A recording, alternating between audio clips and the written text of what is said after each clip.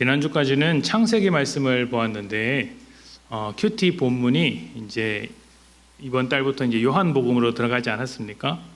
창세기를 잠깐 멈추고 요한복음을 묵상하게 되는데 수요 예배도 똑같이 요한복음으로 이어가도록 하겠습니다. 요한복음 1장 1절 말씀,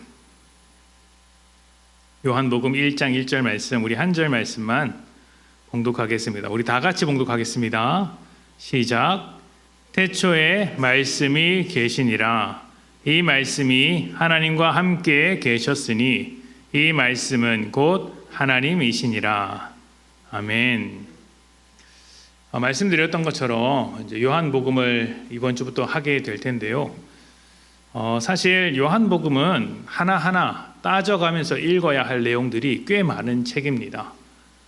상징도 많고 구조도 생각보다 복잡하고 예수님께서 하신 말씀이 겉으로 드러나는 것보다 더 깊은 내용들이 담겨 있는 말씀들이 많아서 사실은 시간을 오래 두고 천천히 살펴보면 좋은데 우리가 새벽 예배의 말씀을 따라서 이렇게 크게 가는 중이기 때문에 그 기간 동안 몇 달, 한두 달 정도는 요한복음의 이제 큰 덩어리, 그리고 그 덩어리 안에서 중요한 본문들 다 중요하겠지만 몇 가지만 이제 꼽아서 이제 수요 예배 때 나누고 다음에 기회가 있을 때 긴 호흡을 가지고 요한복음을 한 번 더 봤으면 좋겠습니다. 보면 재밌는 것들이 많습니다. 이게 이런 것이었구나. 이게 이런 그림을 그리고 있었던 거구나. 요한이라는 사람이 이런 생각을 가지고 성경을 기록한 것이구나. 그것이 참 놀라운 게 많고 오늘 우리의 삶에도 적용할 만한 것들이 참 많습니다. 그래서 우리 요한복음에 대한 기대감을 가지고 함께 나누었으면 좋겠습니다. 사실 제가 요한복음을 전도사 때 중학생들 앞에서 한번 한 적이 있었어요. 네, 지금 그때의 설교를 돌이켜보면 간땡이가 부었구나라는 생각이 듭니다. 겁 없이 했구나라는 생각이 듭니다. 지금은 겁이 좀 생겼으니까 좀 낫겠죠. 자, 신약 성경의 처음 네 권을 복음서라고 합니다. 여러분 다 아시죠? 마태, 마가, 누가, 요한 다 복음서입니다. 이 책에 복음서라는 이름을 붙인 것은 이 네 권의 책이 다른 책과는 다르게 예수님에 대한 이야기로 가득 차 있기 때문입니다. 로마서부터 사도행전부터는 이제 그 뒤에 나오는 교회들의 이야기, 제자들의 이야기가 주를 이루었고 그 전에는 구약 성경 이스라엘의 역사를 다루었다면 이 복음서는 모든 성경의 핵심인 예수님에 관한 이야기를 직접 다루고 있기 때문에 예수님에 대한 소식, 복된 이야기, 복음서라고 부릅니다. 그런데 이 중에서 마태, 마가, 누가는 한 권으로 묶어서 공관복음이라고 불러요. 들어본 적이 있으시죠? 공관복음이라는 것은 같은 관점이라는 뜻입니다. 그러니까 예수님의 이야기를 같은 관점, 같은 시선으로 바라보고 있다는 것이죠. 그래서 이 세 권을 읽어보면 비슷합니다. 제가 예전에 청년부에서 있을 때 청년 중에 어떤 이제 분은 성경을 신앙생활을 굉장히 오래 하셨는데 성경을 제대로 읽기는 처음이었던 것 같아요. 신약 성경을 읽으셨는데 마태복음을 읽고 마가복음을 읽다가 충격을 받으셨어요. 자기는 마태복음과 마가복음이 이렇게 비슷한지 몰랐답니다. 아주 거의 어렸을 때부터 이제 신앙생활을 해왔는데 처음 이제 그런 것들을 경험한 것이죠. 읽어보면 사건도 비슷하고 예수님께서 하신 말씀도 비슷하고 기록 방식도 비슷합니다. 조금씩 차이는 있겠지만 함께 비교하면서 읽어보면 여기는 이렇게 강조를 했고 이건 이런 뜻이었구나 충분히 알만한 대목이 있습니다. 그래서 이 세 권을 함께 묶어서 공관복음, 같은 관점을 가진 복음서다라고 소개를 하죠. 그런데 요한복음은 좀 다릅니다. 혹자는 너무나도 다른 복음서다. 그래서 이것을 과연 복음서라고 묶을 수 있겠는가? 완전히 다른 책 같다라고 이야기를 합니다. 어떻게 다르냐면 이렇게 다릅니다. 공관복음서가 예수님의 행적, 예수님의 사역, 예수님의 설교를 중심으로 기록되어 있다면 요한복음의 관심은 예수님 그 자체입니다. 예수님이 누구신가에 대해서 초점을 맞추고 있는 것이죠. 요한복음 20장 30절부터 31절에 이렇게 되어 있습니다. 예수께서 제자들 앞에서 이 책에 기록되지 아니한 다른 표적도 많이 행하셨으나 오직 이것을 기록함은 너희로 예수께서 하나님의 아들 그리스도이심을 믿게 하려 함이요 또 너희로 믿고 그 이름을 힘입어 생명을 얻게 하려 함이니라. 아멘. 요한복음의 목적, 이 책을 기록한 목적이 뚜렷하게 이제 나타나 있죠. 누가복음의 시작을 보면 이렇게 시작을 합니다. 전에 있던 선조들 또 우리에게 복음을 전해준 자들이 전해준 것을 천천히 따져서 우리에게 전해준 이것을 근원부터 살펴서 시작부터 살펴서 어떻게 된 것인지 차례대로 꼼꼼하게 기록하려고 애썼다. 누가복음이 그렇게 되어 있어요. 누가복음에서부터 사도행전까지 꼼꼼하게 차례대로 역사적인 기록처럼 기록을 했다면 요한복음은 예수님에 대하여 하나님의 아들이신 것, 예수님이 누구신지를 가르쳐주고 그 하나님의 아들을 믿음으로 구원을 얻게 하려고 수많은 이야기 중에 몇 개를 뽑아서 썼다는 거예요. 수많은 표적이 있지만 그 중에서 요런 것들을 뽑아서 내가 썼다라고 하는 것이죠. 그래서 요한복음을 접근할 때, 읽을 때는 요한이 어떤 생각을 가지고 있었는가, 요한의 신학이 무엇인가가 대단히 중요합니다. 신학이라는 것은 하나님이 누구신가, 하나님이 어떤 성품을 가지고 계시며 어떻게 일하시는가, 하나님을 알고자 하는 것이 신학입니다. 인문학은 무엇일까요? 인간을 알고자 하는 것이죠. 인간의 문화, 인간의 가치, 인간의 삶을 연구하는 것이 인문학입니다. 요한복음에서 요한의 신학이 중요하다는 것은 요한이 지금 소개하고자 하는 예수님이 누구냐가 중요하다는 거예요. 그리고 그러한 예수님을 소개하기 위해서 특정한 이야기들을 뽑아서 그 이야기를 통해 지금 예수님을 소개하고 싶은 것이죠. 그래서 요한이 어떻게 예수님을 이해하고 있는지, 무엇을 설명하려고 하는지를 이해하는 것이 중요합니다. 중요한 내용은 어디다 써놓죠? 맨 앞에 써두는 거예요. 맨 앞에 써두고 이걸 읽으면 그 뒤의 내용은 이러한 렌즈를 가지고 볼 수 있도록 기록을 하는 것이죠. 우리가 사도행전에서도 4가지 구조를 살펴보았지 않습니까? 이런 책들이 복음서마다 다 있습니다. 마태복음은 시작할 때 뭐부터 나옵니까? 다윗과 아브라함의 족보가 나오잖아요. 괜히 쓴 게 아니라 예수님이 이런 계보를 타고 오신 분이다라는 전제를 가지고 보라는 것이죠. 요한복음도 마찬가지입니다.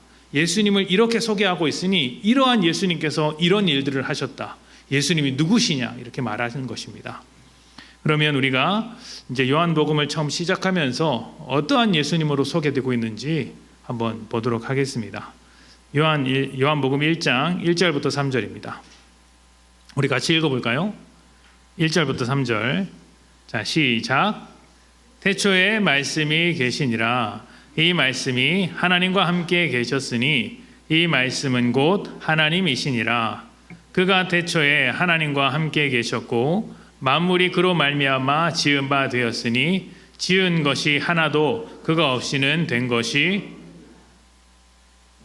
아멘. 자, 태초에 1절에 보면 태초에라고 이야기를 합니다. 태초에라고 딱 하면 뭐가 생각나십니까? 창세기 1장 1절이 딱 생각나시죠? 성경을 잘 알고 있는 익숙한 우리도 이 문장을 보면 어디를 말하고 있는지 딱 알고, 이 당시에 유대인들도 이 편지를 읽으면 무엇을 말하는지 대번에 알 수 있습니다. 무슨 말이냐면 요한이 의도를 가지고 썼다는 것입니다. 의도를 가지고 태초에라는 단어를 넣은 것은 예수님의 정체가 누구인지를 말하고 싶은 것입니다. 자, 그리고 그 다음에 나오는 것이 무엇이죠? 말씀이 계시니라입니다. 태초에 말씀이 계시니라. 하나님께서 천지를 창조하실 때 무엇으로 창조하셨습니까?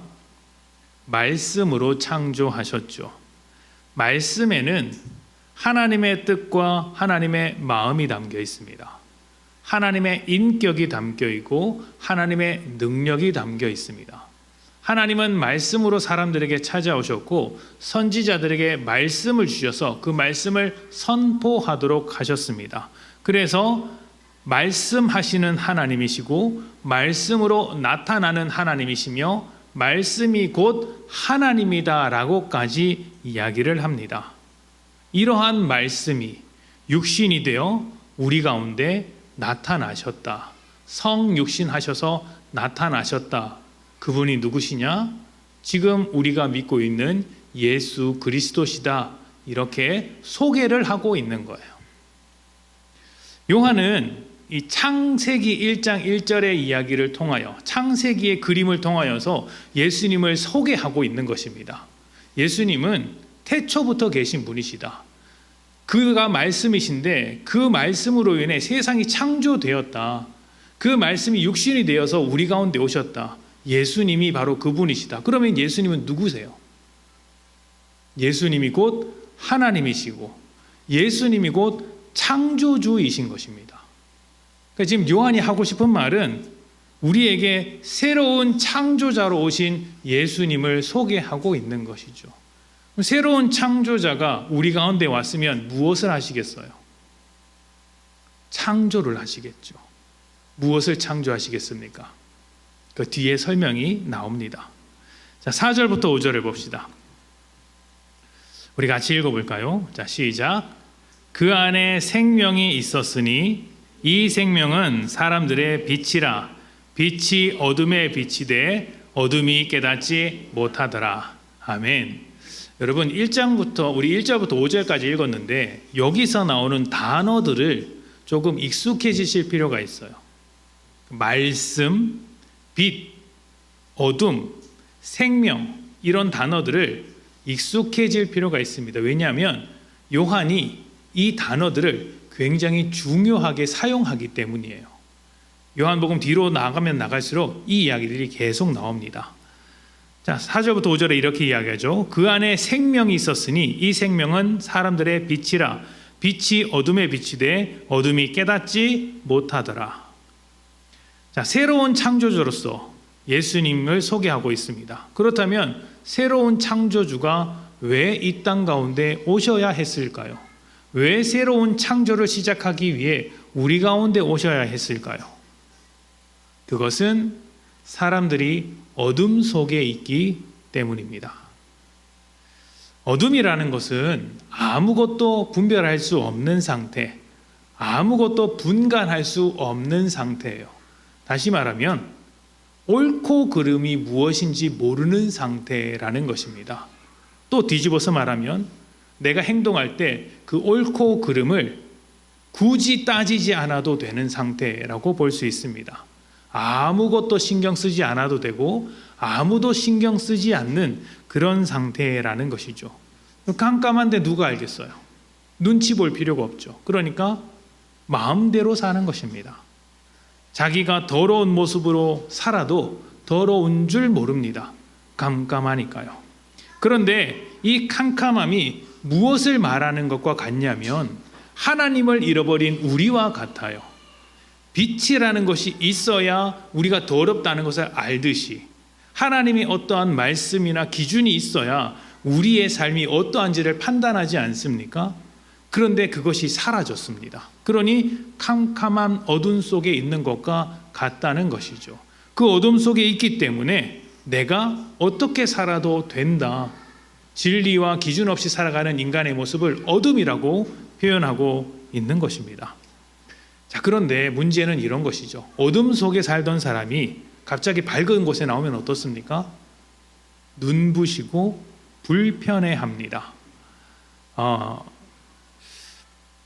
한 3일 안 씻고 집에서 쉬고 있는데 갑자기 남자친구나 여자친구가 집 앞에 와서 나오라고 하면 나가고 싶습니까? 나가기 싫습니까? 싫죠. 왜 그렇습니까? 씻는 게 귀찮아서. 그런 거 아닙니까? 이 편안한 생활을 그 잠깐의 시간을 놓치고 싶지 않아서. 어둠에 있는 게 그렇습니다. 어둠에 있는 게 너무 편하거든요. 아무것도 신경 쓰지 않고 눈치 보지 않아도 됩니다. 내가 하나님으로 살 수 있습니다. 그런데 빛이 들어오는 순간 불편해지는 거예요. 그동안 보지 않았던 게 보이게 되니까 너무 싫은 거예요. 무엇보다 내가 3일 동안 씻고 있지 않았다, 내가 안 씻고 있었다는 것을 알게 되기 때문에 씻을 수밖에 없는데 씻기 싫은 거예요. 그래서 어떻게 합니까? 이불 속으로 들어가고 불을 끄고 모른 척합니다. 요한복음에는 이런 사람들의 성향을 잘 설명한 구절이 있습니다. 3장에 나오는데요. 사람들이 어둠을 사랑하는 이유를 두고 자기 행위가 악함으로 빛보다 어둠을 사랑한 것이라고 이야기를 합니다. 내 행위가 악하기 때문에 빛을 사랑하지 않고 그 행위를 감추어주는 어둠을 더 사랑한다라고 이야기를 합니다. 그러니까 인간이라는 것은 어둠 속에서 살고 있고 하나님 없는, 기준 없는 삶을 살고 있는데 그 기준이 없다는 것이 나의 악을 감추어 주기 때문에 어둠 속에 있는 것을 좋아합니다. 죄 가운데 있으면서 자기가 어둠 속에 있다, 죄 가운데 있다는 것조차 인식하지 못하죠. 그래서 여러분, 말씀이 찾아오면 본능적으로 싫어합니다. 하나님에 대한 말씀, 예수 그리스도의 복음을 사람들은 본능적으로 싫어해요. 여러분이 설교 시간에 아멘 하고 대답할 수 있다면 그건 정말 대단한 수준이에요. 그걸 받아들이겠다고 아멘 하고 대답하는 건 여러분이 일단 죄인의 수준에서는 뛰어넘었다는 거예요. 그리고 거기서 한 걸음 더 나아가서 아멘 할 뿐만 아니라 그 말씀대로 살려고 아둥바둥 한다면 그건 진짜 대단한 거예요. 못할 수도 있겠죠. 그런데 잘하려고 아둥바둥 하면서 고민하고 넘어지고 울고 그렇게 하는 것은 여러분의 수준이 세상과 비교할 수 없을 정도로 높다는 거예요. 왜냐하면 세상은 말씀이 오면 쳐내기에 바쁩니다. 싫어하기 때문이에요. 우리의 본능은 하나님의 말씀을 거절하는 방향으로 나아갑니다. 그래서 주일에 말씀을 듣다가 마음에 덜컥덜컥 걸릴 때가 있죠. 걸리면 잘 안 받아들입니다. 우리가 본능적으로 그렇게 생각을 해요. 이게 설교자로서 제가 굉장히 힘든 부분인데 생각 없이 말씀을 전했는데 성도님들 중에 누군가는 저거 내 이야기 하네, 저거 내 이야기 하네 하는 분들이 없지 않아 있습니다. 근데 큰 교회는 사람이 많다 보니까 그냥 어쩌다가 걸리겠지라고 하는데 이 작은 교회는 다 알잖아요. 그러니까 분명히 내 이야기 하네 그럽니다. 그러면 전하는 사람은 좀 억울하죠. 그런데 그럼에도 불구하고 자기 이야기 하는 것 같음에도 불구하고 아 그래 내가 바뀌어야지 라고 하는 사람들이 있습니다. 이분은 대단한 거죠. 그런데 우리의 본능은 어떻게 생각한다고요? 나를 지키고 말씀을 쳐내는 방향으로 나아갑니다. 그게 죄의 습성이에요. 왜 그렇게 되냐면 우리가 하나님의 말씀을 받아들이는 순간 우리의 주장과 고집을 꺾어야 하기 때문입니다. 여러분, 자기 생각을 고쳐먹는 일이 굉장히 어려운 일입니다. 그렇지 않습니까? 남편에게, 아내에게 백날 말해도 안 듣는 이유가 무엇입니까? 생각을 고쳐먹는 게 너무나도 어렵기 때문이에요. 제가 설교를 지금 10년 이상 이렇게 20년 가까이 하고 있지 않습니까? 설교를 듣고 변화된 사람은 손에 꼽습니다. 진심이에요. 저도 그런데요. 언제 깨지느냐? 주님이 그 마음을 때리거나 삶을 때리면 그때 부서집니다. 그때 말씀을 받아들이지 말씀으로 변화되는 사람은 생각보다 없어요. 왜냐하면 싸움을 하거든요. 내 생각을 고쳐 먹어야겠다는 그 싸움을 하기 때문입니다. 어렵죠. 믿음 생활을 하면서 인생의 실패가 필요한 이유가 바로 여기에 있습니다. 실패하지 않으면 사람은 그 생각을 고쳐 먹지 않습니다. 한번 바닥에 넘어져 봐야 아 내가 잘못되었구나라는 것을 비로소 인정하기 때문입니다.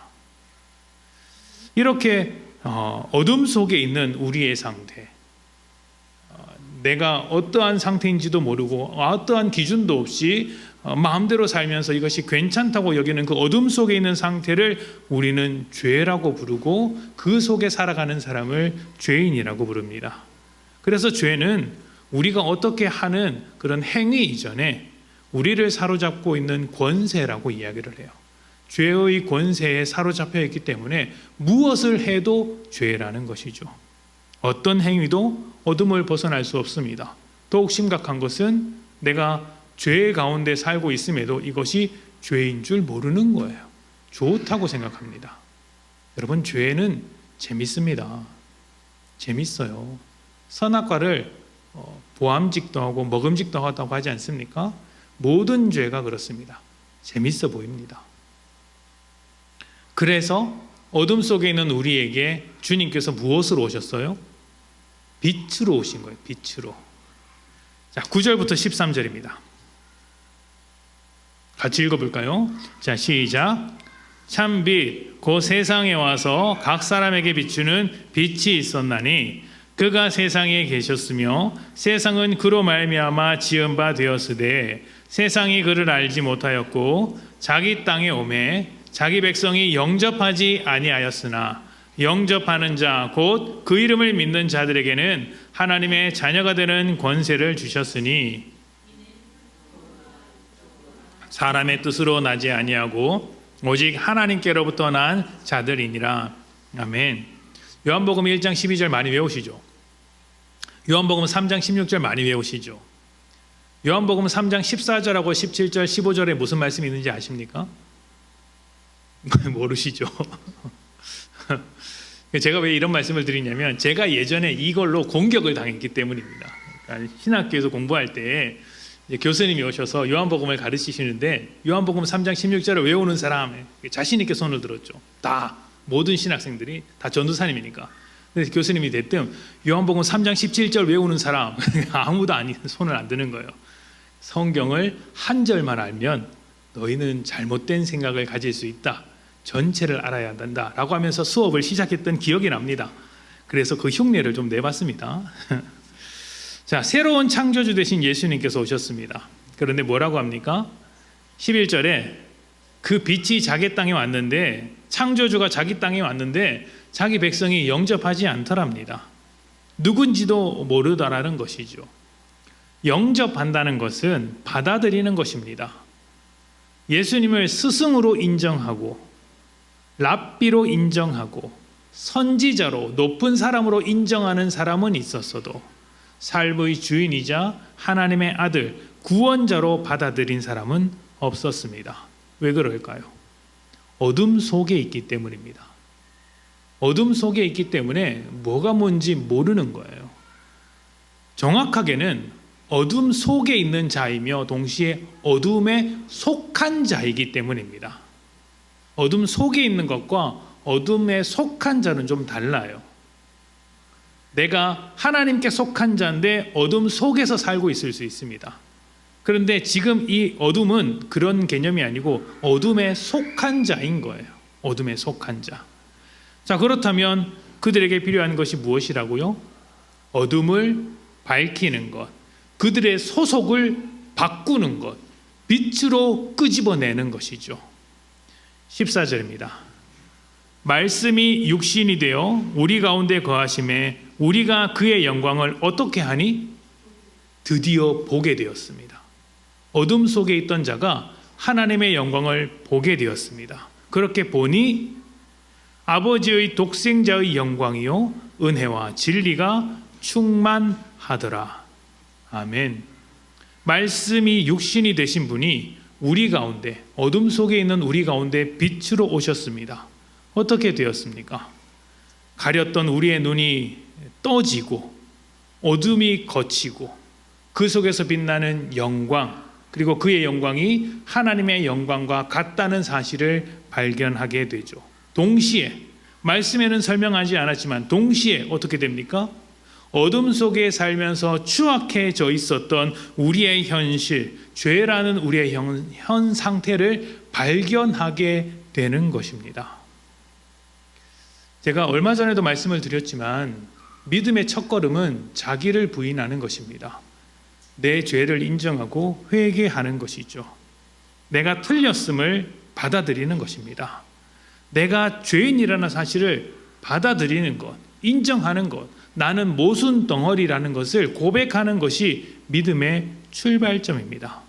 그런데 여러분, 예수를 믿지만 내가 죄인이다 라고 생각하지 않는 사람이 생각보다 많습니다. 생각보다 많아요. 어디서 알 수 있습니까? 입술로는 나는 죄인입니다 라고 고백은 합니다. 그런데 그 사람의 삶을 들여다보면 사실은 인정하지 않는 경우가 꽤 많아요. 어디서 알 수 있냐면 자꾸 옳고 그름을 따지는 것에서 알 수 있습니다. 여러분, 내가 죄인인데 옳고 그름을 따질 수 있겠습니까? 내가 죄인인 걸 알면 이 도둑이 제발 저린다고 모른 척 그냥 쓱 지나가려고 합니다. 근데 옳고 그름을 따진다는 건 내가 죄인이 아니라는 거예요. 내가 옳은데 누가 옳은지 한번 따져보자, 이렇게 나가는 것이죠. 한번 생각해 보십시오. 여러분, 관계 속에서 문제가 생겼습니다. 누가 봐도 상대방이 잘못했고 나는 억울합니다. 억울해요. 그래서 이 문제를 해결하기 위해서 우리는 어떻게 합니까? 잘잘못을 따지죠. 따지기 위해서 상대방을 어떻게 합니까? 정죄합니다. 집사님 아닙니다. 정죄합니다. 정죄. 어떻게 해요? 지적하고 물어뜯죠. 하나님이네. 그죠? 그렇게 하는 이유가 무엇입니까? 첫 번째는 내가 정죄를 하면 상대방의 잘못을 콕 집어서 따끔하게 혼내면 그 사람이 깨닫고 고칠 것이라고 하는 헛된 믿음 때문이에요. 내가 이렇게 딱 분명하게 말하면 저거 알아듣고 자기 잘못을 깨닫겠지. 여러분 많이 해보셨잖아요. 집에서. 됩니까? 싸움만 나죠. 이렇게 하는 건 우리가 정죄하기 위한 명분으로 삼는 거예요. 속내는 달라요. 이게 두 번째 이유인데, 속내는 뭐냐면 내 분풀이를 하는 겁니다. 억울하니까 분풀이를 하는 거야. 근데 그냥 분풀이를 하면 그게 좀 그렇잖아요. 그러니까 명분을 딱 잡는 거예요. 왜 늦게 왔어? 왜 말을 그렇게 해? 왜 눈빛이 그래? 왜 눈을 희번떡 떠? 이렇게 하는 거죠. 이게 속내입니다. 근데 여러분, 이게 맞는 말일 수 있어요. 억울할 수 있어요. 내가 잘못이 없고 상대방이 100% 잘못했을 수 있어요. 그런데 우리가 뭘 모르냐면 우리 모두가 죄인이라는 걸 몰라요. 어둠 속에서 있다는 것을 몰라요. 그러다 보니까 말하면 알겠지라고 생각을 하는 거예요. 말해도 모르니까 죄인인데 말하면 알겠지라고 생각을 한단 말입니다. 사람들이 왜 자기 잘못을 인정하지 않냐면 그게 잘못이라고 생각 안 하기 때문이에요.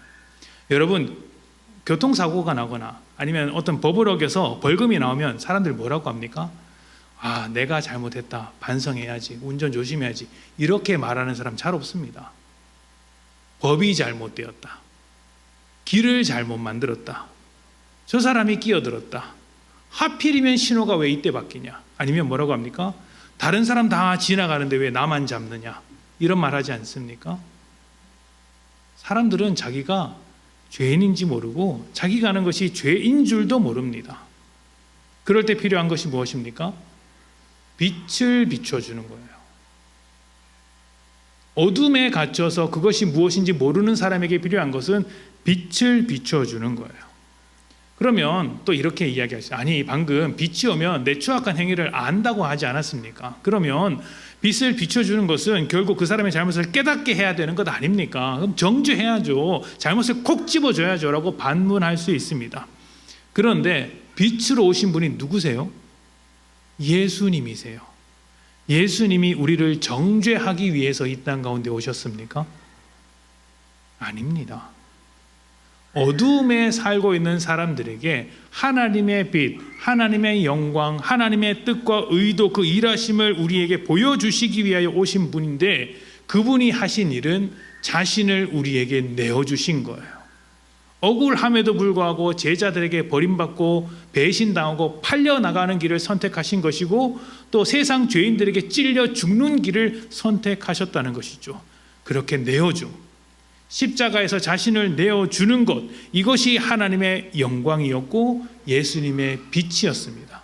그래서 예수님의 빛은 그 사람의 죄를 지적하기 위한 것이 아니라 그 사람을 살리기 위한 빛이었다는 것입니다. 그리고 그 은혜와 사랑의 빛을 받고 보니 내 삶이 은혜로부터, 사랑으로부터 너무 멀리 떨어져 있더라. 이것을 알고 주님께로 돌아가는 것이 회개라고 하는 것이죠. 그래서 여러분, 분풀이하듯 상대방을 뜯어 고치기 위해 정죄하는 것도 사실은 어둠 속에 있는 자들과 별반 다를 바 없는 행동입니다. 세상에서 다 하는 행동들이거든요. 옳고 그름을 따져야 할 일들이 있겠지만 하나님은 그것을 뛰어넘는 관계를 만들기 위해서 우리에게 오셨습니다. 여러분, 관계는 옳고 그름을 넘어서야 깊은 관계가 될 수 있습니다. 그렇지 않습니까? 친구들 사이에서 법을 따지는 관계를 본 적이 있습니까? 친구가 좀 잘못해도 쓱 넘어가면 관계가 깊어지죠. 나쁜 일을 무조건 방관하라는 건 아닙니다. 부모 자식을 법으로 따지는 사람을 본 적이 있습니까? 부부 관계는 잘잘못을 좀 따지는 것 같더라고요. 따지면 싸움만 나지 않습니까? 우리가 뭐라고 합니까? 지는 게 최고다, 이렇게 이야기하지 않습니까? 그 진다는 게 품는다는 말이에요. 내가 안고 가겠다는 말 아닙니까? 하나님이 우리에게 져주려고 오셨습니다. 찔려 죽임을 당하려고 오셨습니다. 그렇게 져주려고 오신 자리가 십자가였던 거예요. 이 관계가 우리를 살렸고 세상을 변화시켰습니다. 법은 사람을 죽이지만 사랑은 사람을 살려내는 것이죠. 요한일서 11장부터 요한일서랍니다. 요한복음 1장 11절부터 13절입니다. 요한복음 1장 11절부터 13절. 자, 같이 읽읍시다. 시작. 자기 땅에 오매 자기 백성이 영접하지 아니하였으나 영접하는 자